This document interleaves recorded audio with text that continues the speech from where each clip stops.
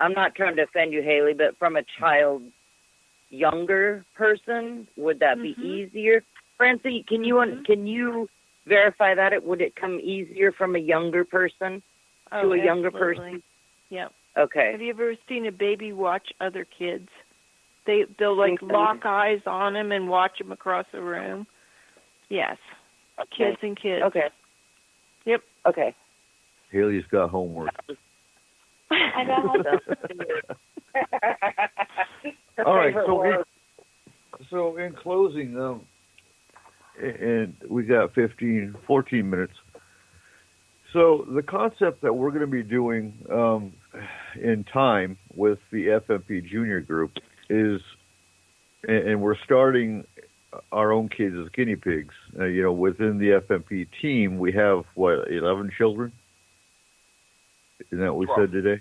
12. Yeah, that's what we came up with. Yeah. And they are going to basically have lectures and activities.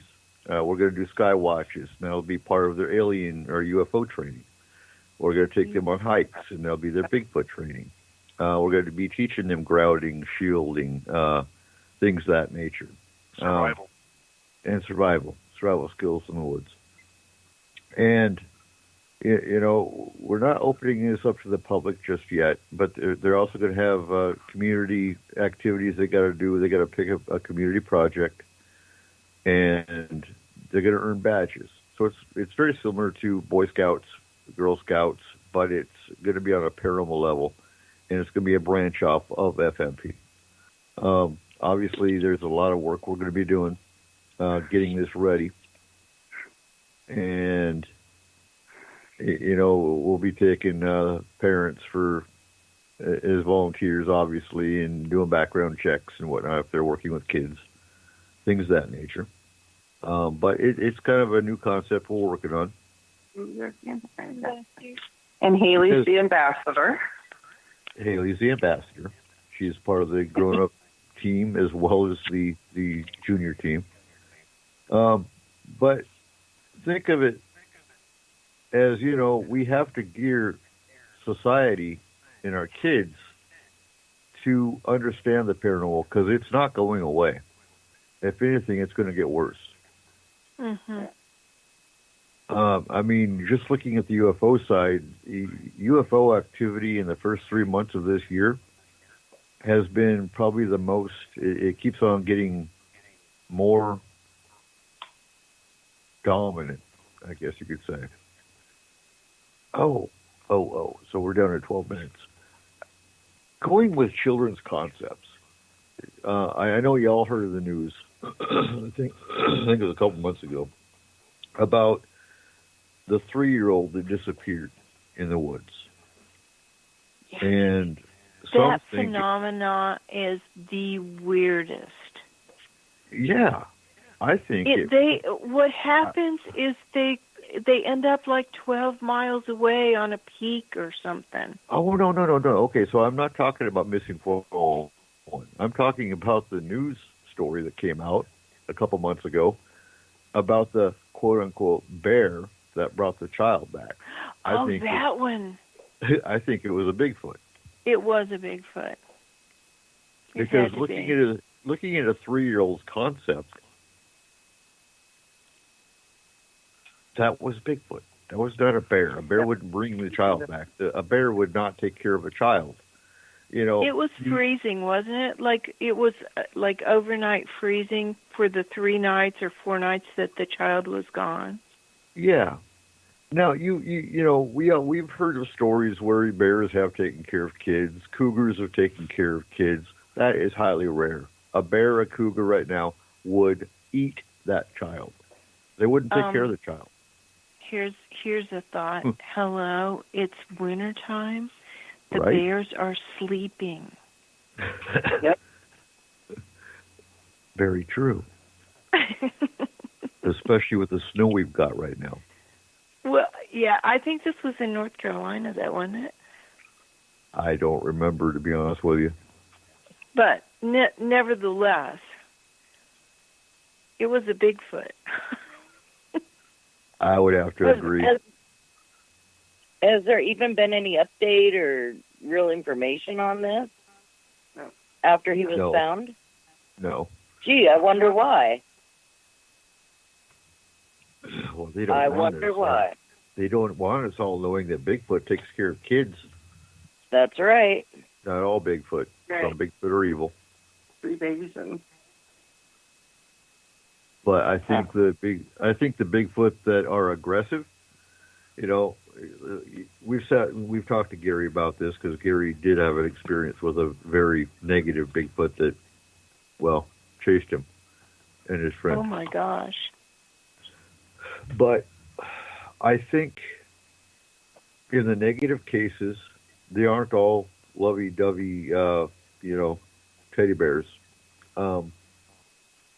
If they were, they'd be down here saying, "Hi, I'm Bigfoot." I think a lot of the negative cases where you do hear of an aggressive Bigfoot, they either are overly territorial for whatever reason, or two, have young. They're going to be territorial if they have, children, if they have babies, like any other animal.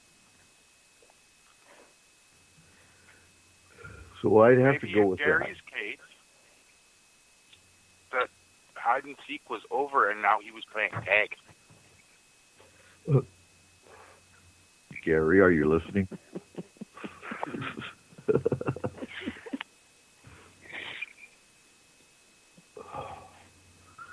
So, in closing, I think the main thing you take away from this is communication. Pay attention to your kids. That doesn't mean you need to sit and watch Bob the Builder with them.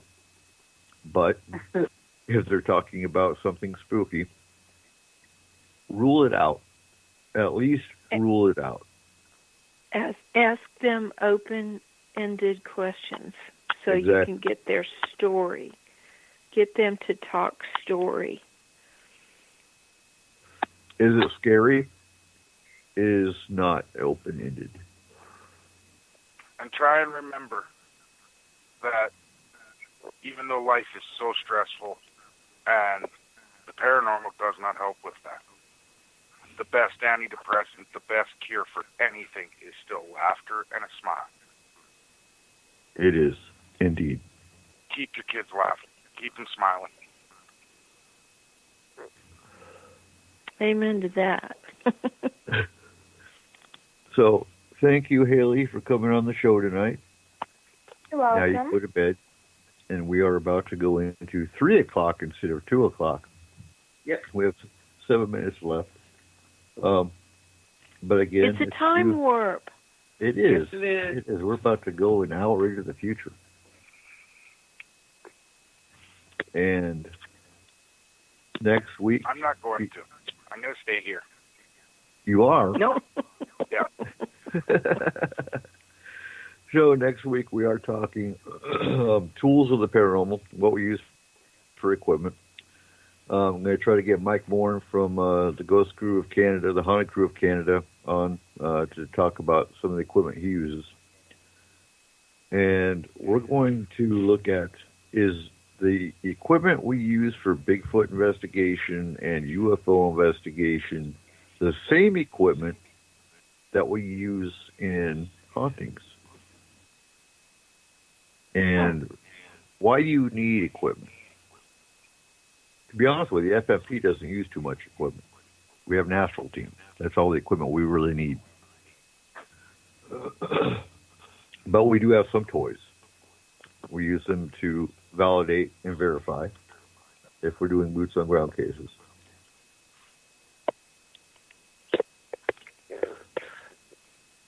So is there anything you want to add, Francie? No, I think we've done a fine job covering just about everything. Thank you. I for would have joining us, liked. Grant. Well, thank you very much. This is Francie's first time on the show tonight, and Haley's. I would have liked to hit a little more on the abduction side, but I think we covered it pretty well. Again, if you do think you have a paranormal issue, look for Four Spoon Paranormal on Facebook. Join the group. You can either send me, Eric Cooper, a direct message if you don't feel like posting it in front of the group. That's fine too. Or look for our pre-investigative questionnaire. It's a Google Doc. And I do want to clarify too that the 23rd, usually we have our roundtable on the last day of the month, but on the 23rd we are doing roundtable because we have Butch Wachowski from UFO Cop coming on the 30th to talk all about cryptids, from Bigfoot to Dogman to Goatman to everything in between. And we haven't had him on in about a year and a half, so I'm sure he's got some information for us.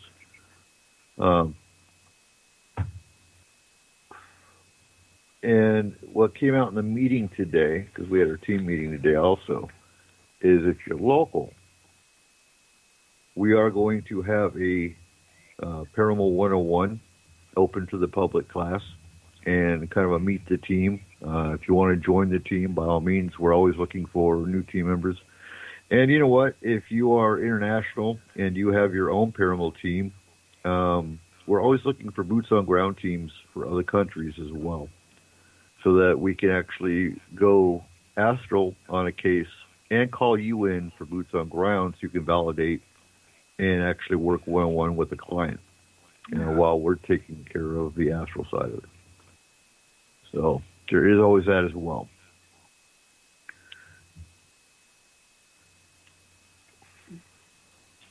Chris. Yeah. Anything you want to add? Just real quick, just to back up. Earlier in the conversation, you were talking about us as a team. We have training. We don't automatically think everything is, this paranormal. We go through different procedures and rule out other possibilities that could be. We've had a couple cases that it was actually physical medical problems was the root of the issue. So thanks to Eric, who is an excellent boss, and he gives us specific training, excellent training.